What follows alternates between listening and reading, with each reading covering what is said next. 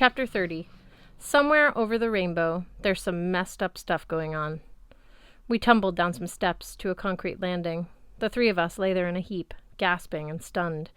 We appeared to be in an emergency stairwell, exposed brick walls, industrial, green handrail, fire extinguishers, and illuminated exit signs. Just above us, the nearest metal door was stenciled with the words Floor 6. I padded frantically at my waist, but the Skofnug stone was still lashed there securely, undamaged. Jack had returned to pendant form. He rested comfortably on my chain, while all the energy he'd expended fighting the Nixies drained out of my soul. My bones felt leaden, my vision swam. Who knew slicing up violins and cutting the pants off of police officers took so much effort? Hearthstone wasn't in much better shape. He clawed at the handrail to pull himself up, but his legs didn't seem to be working. I might have thought he was drunk, but I'd never seen him consume anything stronger than Diet Sergeant Pepper in Nidvalier. Blitzen tugged off his bath towel burqa. "We're in Midgard," he announced. I'd know that smell anywhere. To me, the stairwell smelled only like wet elf, dwarf, and Magnus, but I took Blitz's word for it. Hearth stumbled, a red stain soaking his shirt. "Buddy," Blitz rushed to his side. "What happened?" "Whoa, Hearth." I made him sit down and examine the wound. "Gunshot. Our friendly elvish police officers gave him a parting gift." Blitz pulled off his Frank Sinatra hat and punched right through it. "Can we please go 24 hours without one of us getting mortally wounded?" "Relax," I said. "It just grazed his ribs. Hold him steady." I signed to Hearth. "Not bad. I can heal." I pressed my hand to the wound. Warmth radiated through Hearthstone's side. He took a sharp inhale and then began to breathe more easily. The gouge in his chin closed up. Until I took away my hand, I didn't realize how worried I'd been. My whole body was shaking. I hadn't tried my healing powers since Blitzen had been stabbed, and I guess I was afraid they wouldn't work anymore. "See?" I tried for a confident smile, though it probably looked like I was having a stroke. "All better." "Thanks," Hearth signed. "You're still weaker than I'd like," I said. "We'll rest here a minute. Tonight you'll need a good meal, lots of fluid, and sleep." "Dr. Chase has spoken," Blitz scowled at the elf. "And no more running into stray bullets, you hear me?" The corner of Hearth's mouth twitched. "I can't hear you. I am deaf." "Humor," I noted. "That's a good sign." We sat together and enjoyed the novelty of not being hunted, wounded, or terrified. Well, okay, I was still pretty terrified, but one out of the three wasn't bad. The full suckage of our last 30-something hours in Alfheim started to sink in. I wanted to believe that we'd left the crazy place behind for good. No more trigger-happy cops, manicured estates, or eye-stabbing sunlight. No more Mr. Alderman. But I couldn't forget what Andvari had told us. Soon I would learn the price of stolen gifts, and Hearthstone's was fated to return home again. You've only delayed a much more dangerous reckoning. The Othala runestone still sat atop the cairn where Andiron had died. I had a feeling that someday Hearthstone would have to retrieve that missing letter of his cosmic alphabet, whether he wanted to or not. I stared at Hearth as he flapped his shirt, trying to dry the blood on it. When he finally met my eyes, I signed, "I'm sorry about your dad." He half nodded, half shrugged. "The curse of Fafnir," I said. "Can I ask?" Blitzen cleared his throat. "Maybe we should wait on that till he's at full strength." "It's okay," Hearth signed. He leaned against the wall, steadying himself so he could use both hands for signing. Fafnir was a dwarf. Andvari's ring drove him crazy. He murdered his father, took his gold, guarded the treasure in a cave. Eventually, he turned into a dragon. I swallowed. "The ring can do that?" Blitzen tugged at his beard. "The ring brings out the worst in people, kid. Maybe Mr.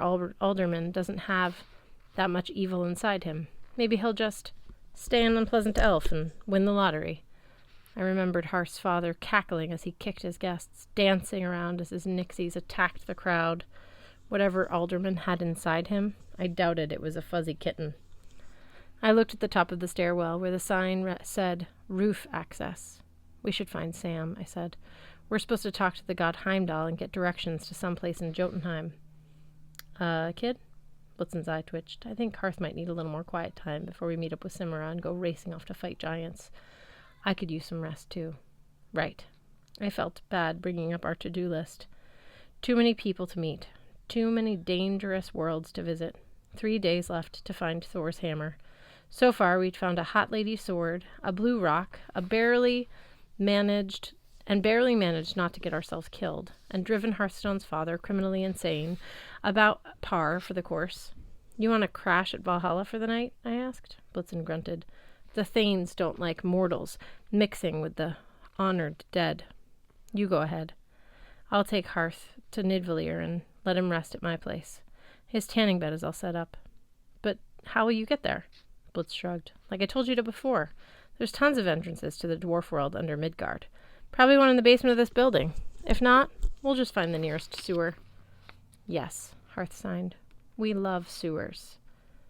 Don't you start with the sarcasm, Blitz said. Kid, how about we meet tomorrow morning at the old rendezvous point?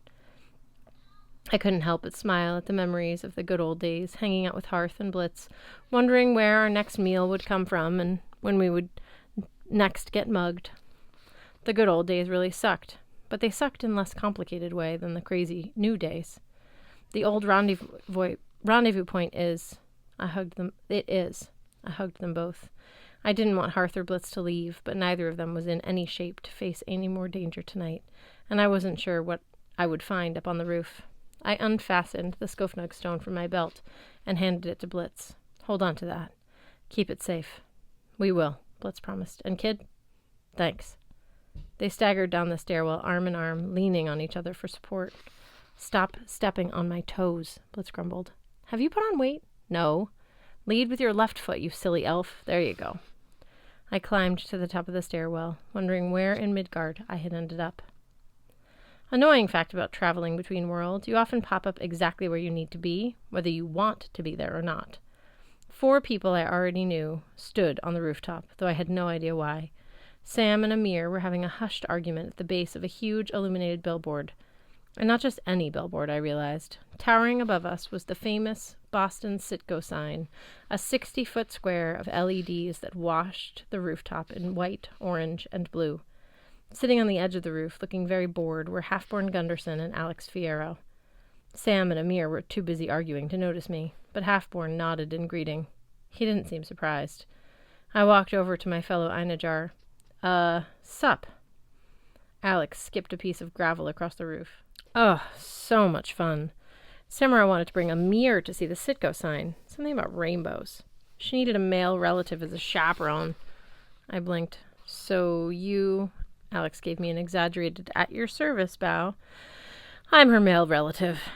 I had a moment of reality-flipping vertigo as I realized that yes, indeed, Alex Fierro was presently a he. I'm not sure I know how I knew, other than the fact that he told me so. His wardrobe really wasn't specific. He wore his usual high tops with skinny green jeans and pink lace t-shirt. His hair, if anything, seemed a little longer. Still green with black roots, now combed to one side in the shape of a wave. You can stop staring. I wasn't. I caught myself. Arguing would have been pointless. Halfborn, what are you doing here? The berserker grinned. He'd put on a Bruins t-shirt and jeans, maybe to blend in with the mortals, though the battle axe strapped across his back was a sort of a giveaway. Oh, me? I'm chaperoning the chaperone. And I haven't changed. Thanks for asking. Alex smacked him, which would have made Mallory Keene proud. Ow! Halfborn complained. You hit hard for an Arger. What have I told you about that term? Alex said. I will decide what I, where, and who I am with. Don't make me kill you again. Halfborn rolled his eyes.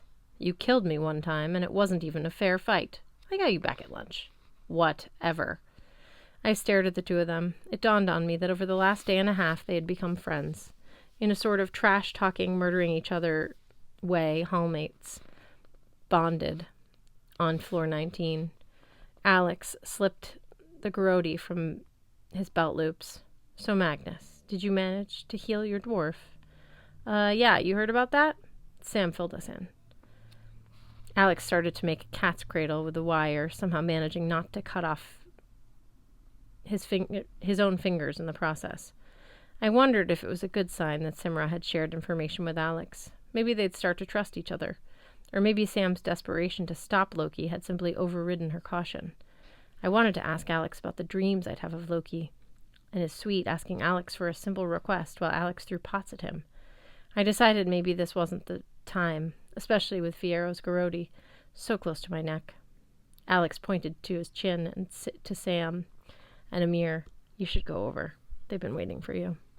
The happy couple was still arguing, Sam making imploring gestures with her unraised palms, Amir tugging at his hair as if he wanted to pull his brain out. I frowned at Halfborn.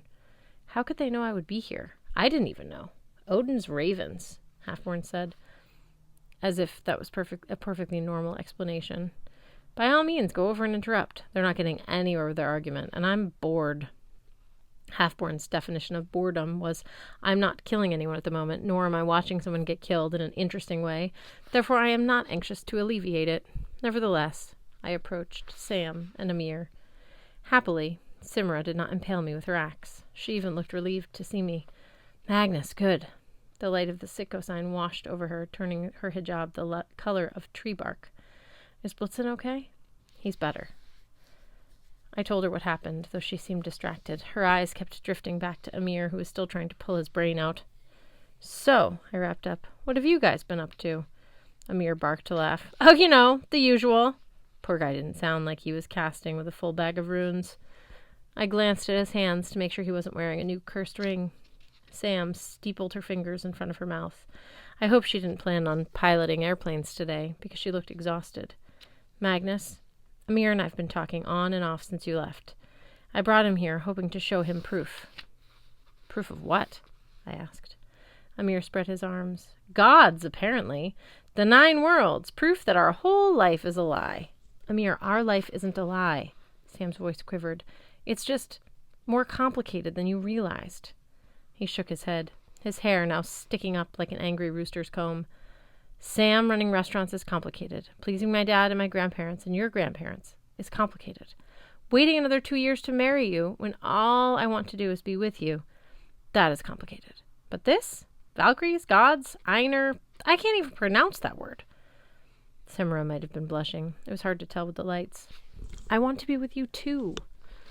Her voice was quiet but filled with conviction. And I'm trying to show you. Being in the middle of their conversation, I felt about as awkward as an elf in swim trunks. I also felt guilty because I'd encouraged Sam to be honest with Amir. I told her he was strong enough to handle the truth. I didn't want to be proven wrong. My instinct was to back off and leave them alone, but I got the feeling Sam and Amir were only being this open with each other because they had 3 chaperones. I will never understand these betrothed teenagers nowadays. Sam, I said, if you're just trying to show him proof of weirdness, bust out your blazing spear, fly around the roof, you can do a million things. None of which are meant to be seen by mortals, she said bitterly. It's a paradox, Magnus. I'm not supposed to reveal my powers to a mortal. So if I try to do it on purpose, my powers won't work. I say, hey, look at me fly, and then suddenly I can't fly. That doesn't make any sense, I said. Thank you, Amir agreed. Sam stomped her foot. You try it, Magnus. Show Amir you're an energy. Jump to the top of the Sitko sign. I glanced up. 60 feet. Tough, but doable. Yet just thinking about it made my muscles feel wobbly. My strength abandoned me. I suspected if I tried, I'd hop 6 inches and make a fool of myself. Then I would no doubt be very entertaining to Halfborn and Alex.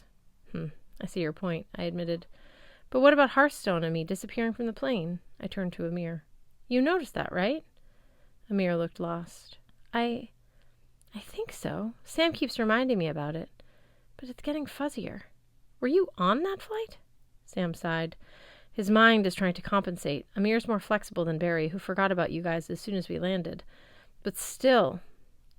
I met Sam's eyes. I realized why she was so worried. By explaining her life to Amir, she was doing more than just being honest. She was literally trying to reconfigure her boyfriend's mind. If she succeeded, she might open up his perception. He would see the 9 worlds as we did. If she failed, best case, Amir might eventually forget it all. His mind would gloss over everything that had happened. Worst case scenario, the experience would leave permanent scars. He might never fully recover. Either way, how could he look at Simra the same way again? He would always have a nagging doubt that something was off, not quite right. Okay, I said, so why did you bring him here? Because, Sam started like she'd already explained this 20 times tonight, the easiest supernatural thing for mortals to see is the Bifrost Bridge. We need to find Heimdall anyway, right? I thought if I could teach Amir to see the Bifrost, that might permanently expand his senses. The Bifrost, I said. The Rainbow Bridge. To Asgard. Yes. I looked up at the Sidco sign, New England's largest illuminated billboard, which had been advertising gasoline over Kenmore Square for about a century. You're telling me it is the brightest stationary point in Boston, Sam said. The Rainbow Bridge doesn't always anchor here, but most of the time. Guys, Amir interrupted, really. You don't have to prove anything to me. I'll just take your word for it. He let out a nervous laugh. I love you, Sam. I believe you. I may have a nervous breakdown, but that's fine. That's fine. Let's go do something else. I understood why Amir wanted to walk away. I'd seen some crazy stuff. Talking swords, knitting zombies, the world's wealthiest freshwater grouper. But even I had trouble believing the Sidco sign was the gateway to Asgard. Listen, man. I grabbed his shoulders. I figured physical contact was my biggest advantage. Samara was prohibited from touching him until they were married, but there was nothing quite as convincing as shaking some sense into a friend. You have to try, okay? I know you're a Muslim and you don't believe in a bunch of gods. They're not gods, Sam volunteered. They're just powerful entities. Whatever, I said. Dude, I'm an atheist. I don't believe in anything. And yet, this stuff is real. It's some messed up stuff, but it's real. Amir bit his lip. I don't know, Magnus. This makes me very uncomfortable. I know, man. I could tell he was trying to listen, but I felt like I was yelling at him while he was wearing noise-canceling headphones. It makes me uncomfortable, too. Some of the stuff I've learned. I stopped. I decided this wasn't the time to bring up my cousin Annabeth and the Greek gods. I didn't want to give Amir an aneurysm. Focus on me, I ordered. Look in my eyes. Can you do that? A bead of sweat trickled down the side of his face.